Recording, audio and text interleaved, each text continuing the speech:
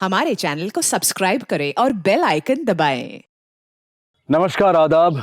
Crime petrol सतर्क के आज के इस एपिसोड में मैं अनूप सोनी आप सबका स्वागत करता हूं। 30 दिन 30 यूनिक केसेस की श्रृंखला में आज का ये केस सिर्फ एक आपराधिक घटना को बयां नहीं करता है, बल्कि एक समाज, एक सिस्टम के तौर पर हमारे इर्द गिर्द पनप रहे पाखंड को भी उजागर करता है। इस केस के कई पहलुओं पर विस्तृत रूप से जानकारी देने के लिए हमारे साथ हैं हमारे आज के मेहमान और जाने माने रिपोर्टर साहिल जोशी। नमस्कार, मैं हूं साहिल जोशी। क्राइम पेट्रोल सतर्क में आज फिर मैं लेकर आया हूं एक ऐसा अनदेखा अनसुना केस जो मुझे लगता है कि आपको देखना चाहिए। आज जिस अपराध की कहानी की मैं चर्चा करने जा रहा हूं, उस अपराध की जड़ें इस कहानी में नहीं मिलेंगी, बल्कि इस अपराध की जड़ें उस वायरस से जुड़ी है जो आज से नहीं बल्कि सदियों से हमारे अंदर और हमारे समाज के अंदर पल रहा है। आधुनिकता के इस दौर में पहुंचकर भी हम इस वायरस की वैक्सीन या इस वायरस का इलाज ढूंढ नहीं पा रहे हैं। आज की ये कहानी सिर्फ हमारे समाज पर नहीं तो हमारी कानून व्यवस्था पर भी एक तमाचा है।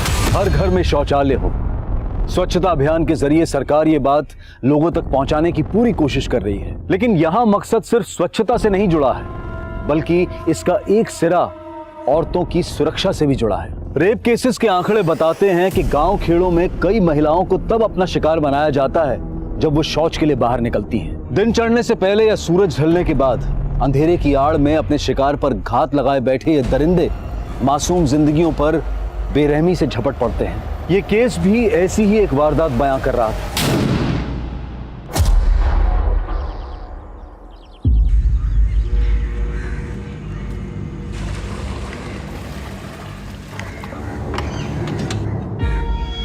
ए शंकर, उतर भी पॉइंट डाल, चल। D-5। गोपाल सर, हमारा जवाब सही है ना? बिल्कुल सही है गुंजा। कैलकुलेटर गलत हो सकता है लेकिन तुम नहीं। 10वीं कक्षा में हो और 12वीं के सवाल इतनी आसानी से हल कर देती है। शाबाश बेटा। ये सर, हमारा जवाब सही है। रानी, जिस दिन तुम सही जवाब दे दोगी ना, उस दिन पूरे गांव में पेड़े बांटेंगे हम। क्या करें सर, सवाल ही इतना मुश्किल था। पता नहीं 12वीं कब हम पास करेंगे। 12। अरे सवाल का जवाब है 12। कुछ सीखो गुंजा से, समझी? और तुम्हारी सहेली कोमल क्यों नहीं आई आज? वो उसके पेट में दर्द है। सर, हमें लेट हो रहा है, जाना होगा वरना अमर भैया गुस्सा हो जाएंगे। सर, हम भी जाते हैं। ठीक है बेटा। सुभाष। अरे आराम से रानी दीदी, इतना भी क्या डरती हो अपने अमर भैया से? जैसे कि तुम नहीं डरती ना अपने बाबा के गुस्से से। हम नहीं डरते, बाबा हमसे बात ही कहाँ करते हैं।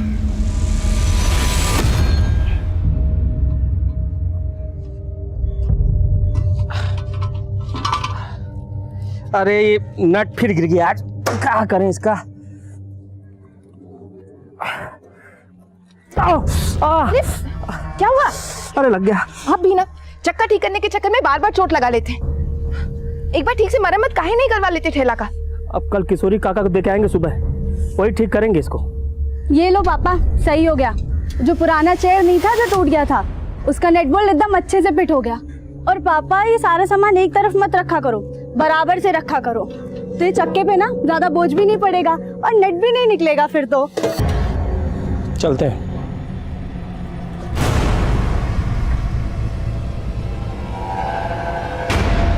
मम्मी,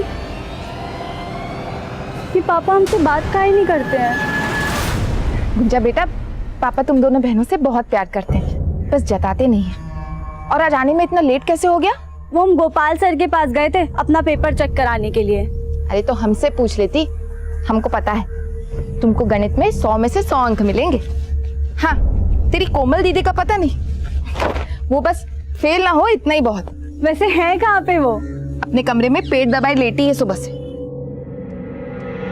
कोमल दीदी, डरा दिया। अच्छा एक बात बताओ, ये किसी ने नया नुस्खा बताया क्या कि लिपस्टिक लगाने से पेट दर्द चला जाता है? चुप कर, और अम्मा को मत बोल देना। आज तक बताए हैं क्या कभी? लेकिन ऐसे पढ़ाई डालती रहोगी ना तो परीक्षा में अंडे मिलेंगे, जो भी उबले हुए। अब हमको तुम्हारी तरह पायलट तो बनना नहीं है कोई पढ़ लिख के। हम तो किसी राजकुमार की दुल्हन बनेंगे। ला ला ला ला ला ला।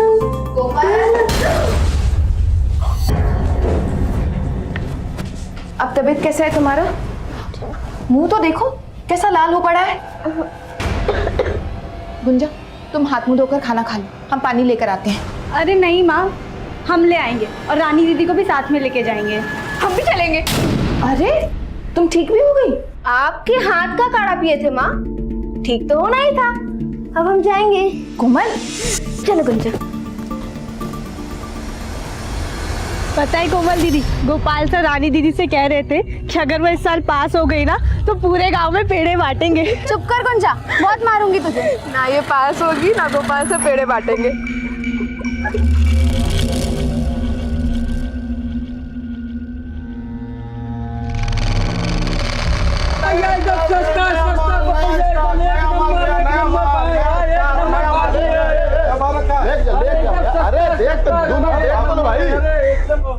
भैया जी कितना अच्छा खुशबू आ रहा है, चलिए ना चाट खाते हैं। अरे यहाँ नहीं खाएंगे भैया, वो आगे पांडे चाट करना रहना, वहाँ खाएंगे। चलिए। देख के चाची के लिए ले लीजिए। बता, हाँ ब्यूटीफुल साड़ी है, ले जाइए ना स्टॉक में। अरे अरे ऐसा मत करिए भैया, ब्रिजेश भैया देखिए हम लोग भूखे मर जाएंगे, ऐसा मत कीजिए। क्या भूखे मर जाएंगे जी? अरे कहाँ वो प्रदीप? भैया देखिए ना, ब्रिजेश भैया तो कन्या हटाने को कह रहे हैं। अरे ऐसे कैसे आप?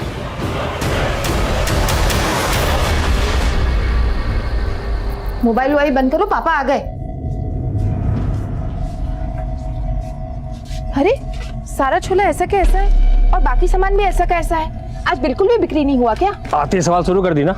ये सब सामान उतार कर रखो और खाना लगाओ, हम हाथ मुंह धो के आते हैं। माँ, हमको खेत जाना पड़ेगा। इस वक्त नहीं, कल सुबह चलेंगे। माँ, हमसे नहीं रुका जाएगा, हमको अब भी जाना पड़ेगा। आपको खाना परोसना है। माँ समझो, नहीं रुका जाएगा। आई माँ, हम चले जाते हैं दीदी के साथ। आप परेशान मत हो। ठीक है, लेकिन जल्दी आ जाना। हाँ, चल गुंजा।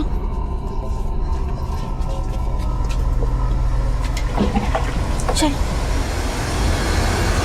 ये समझा कर गुंजा, ऐसी हालत में हम जल्दी नहीं चल सकते। अरे देखो ना कितना अंधेरा हो गया, और ऊपर से आज हम लाठी लेके भी नहीं आए। अगर जंगली कुत्ते आ गए ना तो वो नोच डालेंगे हमें। क्या सारा पानी हम पे डाल दोगी? आप डरा दी काफी हमको। हमने डरा दिया, ध्यान से चला करो। अरे फोन की बैटरी को भी अभी खत्म होना था, अब क्या करें? पास में ही है, जल्दी चलते हैं यहाँ से। हाँ, लेकिन लोटे का पानी तो गिर गया। आगे कहीं से भर लेंगे, अभी चलो। दीदी कुएं से पानी भर लेते हैं। नहीं नहीं, ये बड़े लोग का कुआं है। अरे तो क्या हुआ दीदी, बड़े लोगों का दिल भी बहुत बड़ा होता है, और हमें सिर्फ एक ही लोटा पानी तो चाहिए। ले ले, जल्दी ले।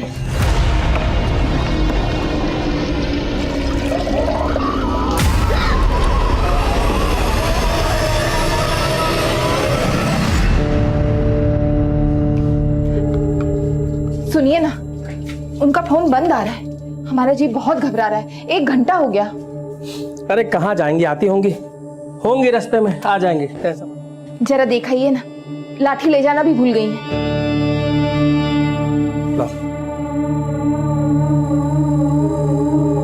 गुंजा, ए कोमल, ए भैया, गुंजा कोमल कहीं देखे हैं क्या?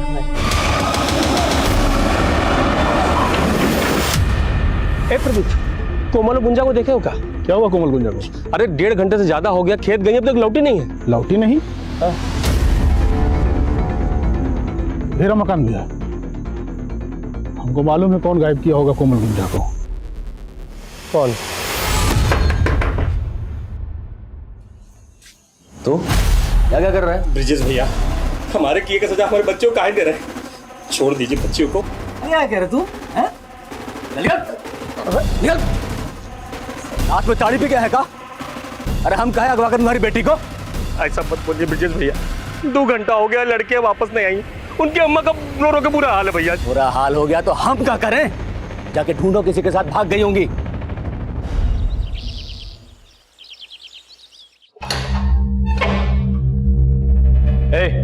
बाहर निकल। आज के बाद अगर किसी पुलिस वालों को छुआ ना तो याद रखना, जिंदगी भर के लिए अंदर चढ़ा देंगे। कोमल और गुंजा आई का? साहब हमारी बच्चे को ढूंढ दीजिए, आप जो कहेंगे हम देंगे, अपना ठेला तक भेज देंगे साहब। हवलदार को भेजे हैं खोजने के लिए, आने दो तो बता दो।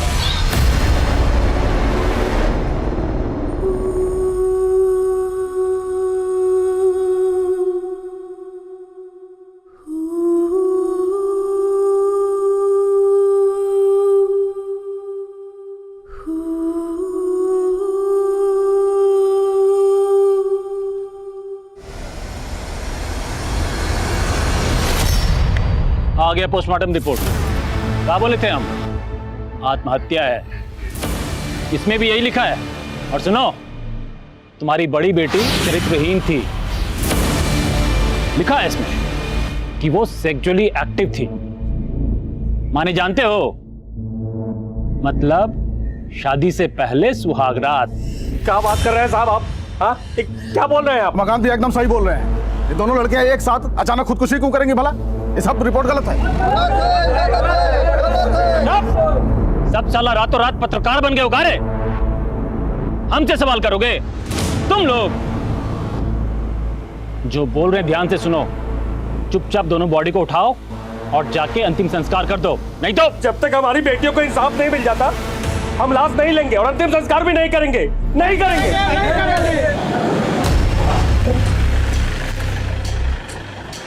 Sir, sub inspector Dinkar.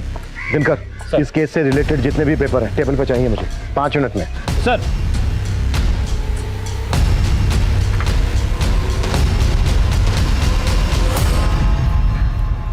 Dinkar, आखिरी बार पूछ रहा हूं मैं, ये सोसाइटी था या फिर रेप और मर्डर? सर, खून के धब्बे इसलिए थे क्योंकि दोनों विक्टिम्स का महीना चल रहा था। दोनों बहनों का एक साथ? Are you sure doctor? जी बिल्कुल।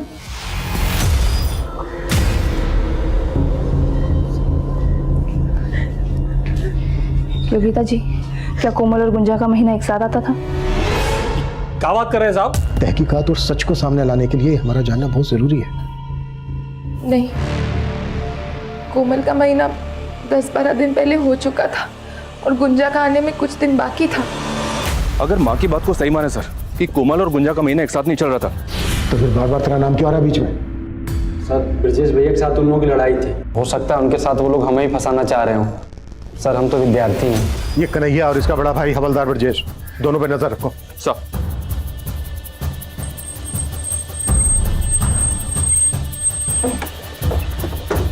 आइए सर। सर, इसी पेड़ से दोनों लड़कियां लटकी हुई थी। आइए ना। 1 मिनट। वर्मा, जाओ।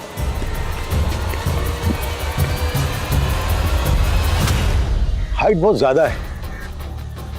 क्राइम सीन से ना तो कोई स्टूल मिला है ना ही कोई कुर्सी। इतनी हाइट पर जाकर फांसी का फंदा बनाना प्रैक्टिकली मुमकिन नहीं है। Right sir. और गौर करने वाली बात यह भी है सर कि अगर इन दोनों को सुसाइड करना था तो यहीं पे आके सुसाइड क्यों किया? बात ही। हाँ बोलो।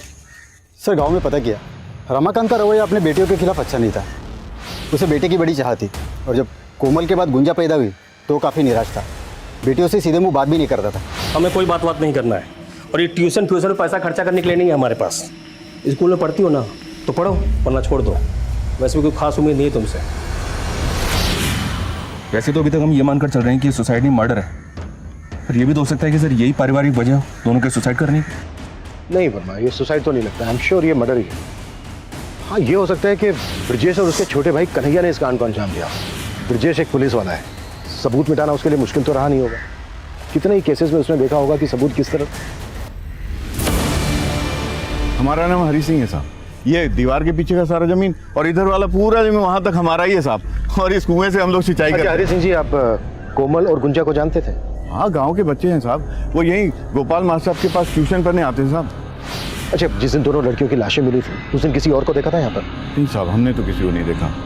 लेकिन हाँ सर, वो गोपाल मास्टर साहब ने सबसे पहले उन लाशों को देखा था। सर, गुंजा और कोमल दोनों अच्छी लड़कियां थी। गुंजा तो पढ़ाई में बहुत तेज थी और गणित में उसके जैसी तेज लड़की मैंने आज तक नहीं देखी। बिल्कुल सही है गुंजा, कैलकुलेटर गलत हो सकता है लेकिन तुम नहीं। क्या क्लास में कोई ऐसा लड़का था जिसकी कोमल या गुंजा से अच्छी खासी दोस्ती हो? सर, ऐसा मेरे ध्यान में तो कोई भी नहीं है। हाँ, मैंने गुंजा को सर 1-2 बार एक लड़के के साथ देखा। क्या वो लड़का कन्हैया था? नहीं सर, वो कन्हैया नहीं था। उसे तो मैं जानता हूँ, ये कोई और था और मुझे इसका नाम नहीं मालूम। मास्टर जी, कोमल और गुंजा की लाश सबसे पहले आपने देखी थी, तब टाइम क्या हुआ था? सर, सुबह के तकरीबन 5:30 बजे थे। कोमल और गुंजा की लाश के पास आपने किसी और को भी देखा था? हो सकता है कोई यूं ही वहां से गुजर रहा हो, या कोई ऐसी चीज जो आपको थोड़ी अजीब लगी हो? नहीं सर। हेलो। अरे फिक्र मत करो आप, देखो पूछताछ तो होगी ही, हमारा कोई भी कुछ बिगाड़ नहीं पाएगा, समझे? चलो रखता हूँ मैं।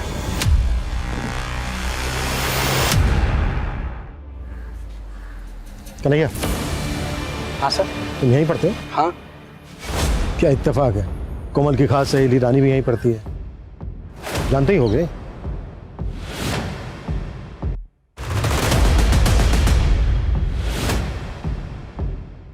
सर हमें नहीं पता कि कोमल का किस लड़की के साथ मिलना जुलना था। याद करने की कोशिश करो रानी। रानी चलो जल्दी। सर हमें कुछ नहीं पता, वो भैया आ गए तो हमें जाना होगा।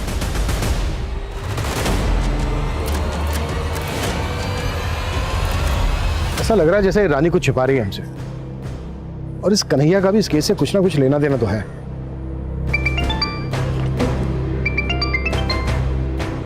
हाँ विशाल।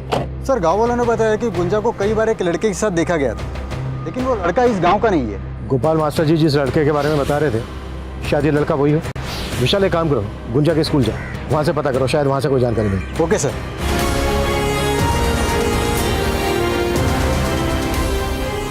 वर्मा ये जगह सील करो और फॉरेंसिक को बुलाओ। अगर कोमल और गुंजा यहाँ थे तो उनके साथ जो हुआ है वो किसी हैवानियत से कम नहीं है। ये जो टायर के निशान है ये किसी हैवी व्हीकल के हैं, एसयूवी, ट्रक या टेम्पो। आसपास पता करो कि इस तरह की किसी बड़ी गाड़ी को देखा गया था क्या। Okay sir. पोस्टमार्टम रिपोर्ट में सुसाइड दिखाया तो क्या हुआ? दोनों लड़कियों की लाशों को देखकर नहीं लगा तुम्हें कि उनका रेप और मर्डर हुआ है? हम तो वो क्या वो किसे बचाने की कोशिश कर रहे हो? हवलदार ब्रजेश और उसके छोटे भाई कन्हैया को? नहीं सर, हम किसी को नहीं बचा रहे। हमने अपनी कार्रवाई पूरी ईमानदारी से की है सर। अब ये नया मोड़ कैसे आ गया हमें कुछ समझ में नहीं आ रहा है। समझ में नहीं आ रहा है ना, कोई बात नहीं, अब घर जाकर शांति से समझना। सस्पेंड किया जाता है तुम्हें, आउट। तू पसंद करता था गुंजा? जी सर, पर एज अ फ्रेंड। मेरे कहने का मतलब है हम उसे लाइक करते थे, लेकिन दिल की बात कभी उसे बता नहीं पाए। तो 10 मार्च को जिस दिन गुंजा मिसिंग हुई, तुझे नहीं पता वो कहाँ गई थी? नहीं सर, हमें तो अगले दिन जब गांव में बात फैली तब भी पता चला। चल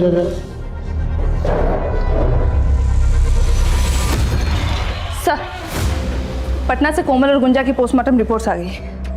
सर रिपोर्ट्स में लिखा है कि दोनों लड़कियों की बॉडी पे इंजरी मार्क्स मिले, लेकिन रेप का कोई साइन नहीं है और मौत का कारण सुसाइड ही था।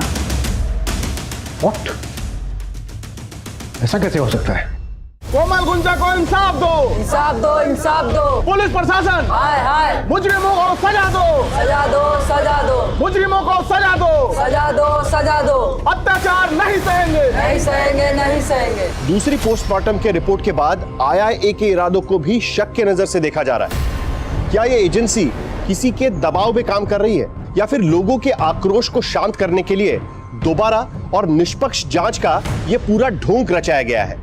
विश्वसनीय सूत्रों से पता चला है कि लोगों के विरोध और मीडिया द्वारा उठाए गए सवालों के चलते इंडियन इन्वेस्टिगेटिंग एजेंसी ने दोनों लड़कियों की बॉडीज को तीसरी ऑटोप्सी के लिए दिल्ली ले जाने का फैसला लिया है। क्या तीसरी ऑटोप्सी से जांच को कोई नई दिशा मिलेगी या ये केस भी पुलिस रिकॉर्ड में बंद पड़ी अनगिनत फाइलों की तरह धूल फाकती रह जाएगी? फर्मा, इस केस में हमसे कुछ तो छूट रहा है। ये सुसाइड केस तो बिल्कुल नहीं है। विक्टिम की फैमिली का भी यही मानना है और मेरा भी। सर हमने अभी तक जितने भी एंगल्स टटोले हैं, हमें हर तरफ डेड एंड ही मिला है। जिस जगह पर उन लड़कियों को टॉर्चर किया गया था वहां वो टायर के मार्क्स किस गाड़ी के हैं ये भी अभी तक पता नहीं चला हमें। वर्मा, एक काम करते हैं, इस केस से रिलेटेड जितने भी डॉक्यूमेंट्स हैं, कॉल रिकॉर्ड्स, रिपोर्ट्स, फोटोग्राफ्स, सबको दोबारा से अच्छे से स्कैन करते हैं। शायद ऐसा कुछ मिल जाए जो अब तक हमसे छूट रहा है।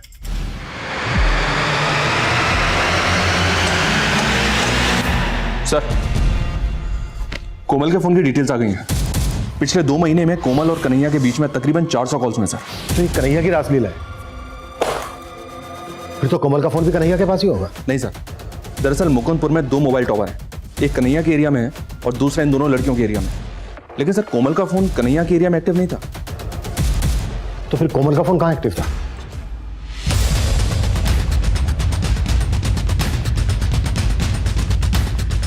क्या हुआ साहब? अरे साहब, पूरा घर ध्यान मारो, कोई भी गाना छूटना नहीं चाहिए। हर जगह चेक करो। अरे क्या कर रहे हैं आप लोग? अरे रुकिए साहब, ये क्या कर रहे हैं साहब? ये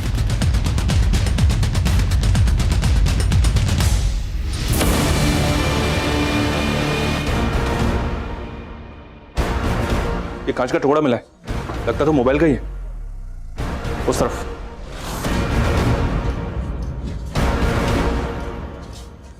वर्मा सर बाहर चेक करो।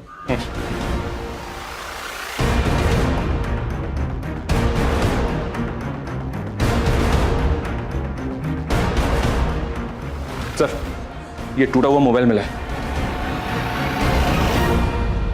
और कितनी एक्टिंग करनी है रमाकांत, या फिर सच बोलना है?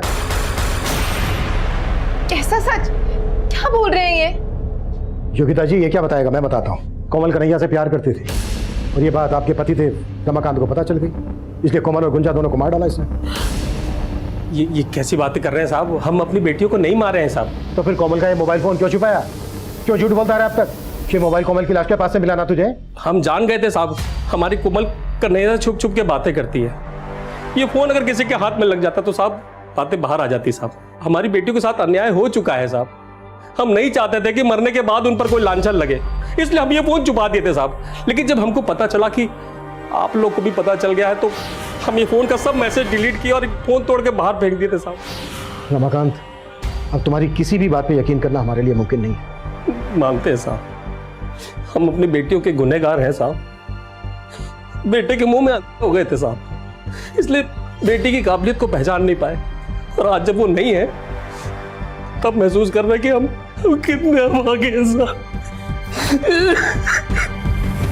पर मैं समझ में नहीं आ रहा है इस रमाकांत पे कितना भरोसा किया जाए और कितना नहीं। काम करो, कन्हैया को उठा लो, उसी से होगा दूध का दूध पानी का पानी। सर हेलो, क्या इतनी बड़ी बात पुलिस से क्यों छुपाई? सर हमने कहा ना सर, हम बहुत डर गए थे सर। हमने अपनी बीवी से पूछा, उसने कहा कि हमें इस पचड़े में पढ़ने की कोई जरूरत नहीं। कौन लोग थे? हमको नहीं मालूम, हमने नहीं देखा। टेम्पो किस रंग का था वो? हरा हरा सफेद था सर। हम सच कह, वो टेम्पो पहले भी आया है।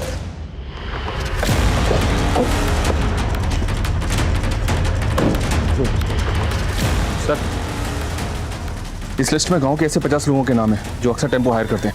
उनमें से 4 या 5 लोग ऐसे हैं जो ज्यादातर हरे और सफेद रंग का टेम्पो हायर करते हैं। इन सबको उठाना, बैकग्राउंड चेक करो इनकी और पता करो कि 10 मार्च से लेकर 12 मार्च के बीच ये कहाँ है। Okay sir.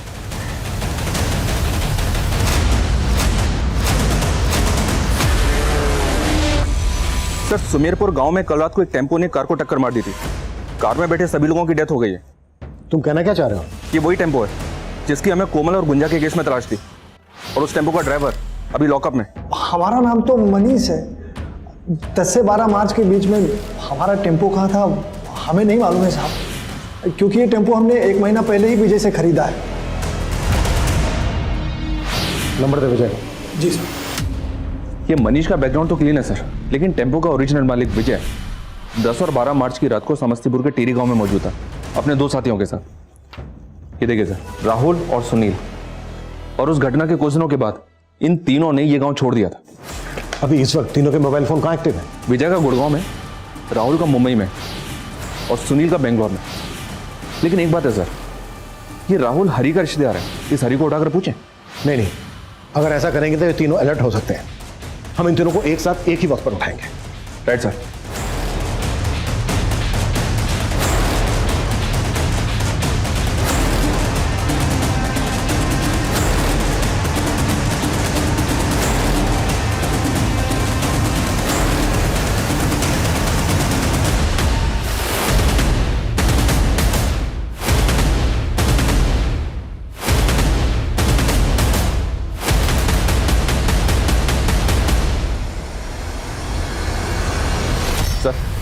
सब टारगेट कंफर्म हो गए, उठा लें? नहीं, अभी नहीं। शार्प 6 बजे तीनों को एक साथ उठाओ ताकि किसी को भी बचने का मौका ना मिले। Okay sir. बतौर पत्रकार हमारे सामने कई केसेस आते हैं, लेकिन कुछ केसेस ऐसे होते हैं जिनकी हकीकत निश्शब्द कर देती है। नेशनल क्राइम ब्यूरो में महिलाओं के खिलाफ बढ़ते अपराध के आंकड़े महज आपराधिक आंकड़े नहीं है, बल्कि हमारे देश में महिलाओं की परिस्थिति और महिलाओं के प्रति हमारी सामाजिक सोच की घिनौनी तस्वीर पेश करते हैं। और तो और किसी खास तबके के लोगों के शोषण की मंशा से उनकी बहू बेटियों को यूं निशाना बनाना हमारे समाज की रूह में बसे उस वायरस को दर्शाता है जिसका इलाज किसी भी लैबोरेटरी में मिलना नामुमकिन है। इस वायरस की दवा हमारे भीतर है, जब तक हम हमारी मानसिकता नहीं बदलेंगे तब तक ये वायरस विकराल रूप लेता रहेगा। जाति भेद, महिला उत्पीड़न और कानून व्यवस्था में मौजूद कमियां, ये केस समाज में फैली इन सारी स्थितियों को उजागर करता है। औरतों के खिलाफ हो रहे अपराध हमारे समाज पर लगा एक कलंक है। एक समाज तभी प्रगति कर सकता है जब उस समाज में रहने वाली हर महिला को सम्मान और बराबरी का मौका मिले। अब मैं अनूप सोनी आपसे विदा लेता हूं। फिर मुलाकात होगी क्राइम पेट्रोल सतर्क में एक और नए केस के साथ और उस पर हमारे एक्सपर्ट के विश्लेषण के साथ। तब तक अपना और अपने परिवार का ख्याल रखें, सतर्क रहें, सुरक्षित रहें और देखते रहें क्राइम पेट्रोल सतर्क। जय Hind. For more updates, subscribe to our channel, click the show links and enjoy watching the videos.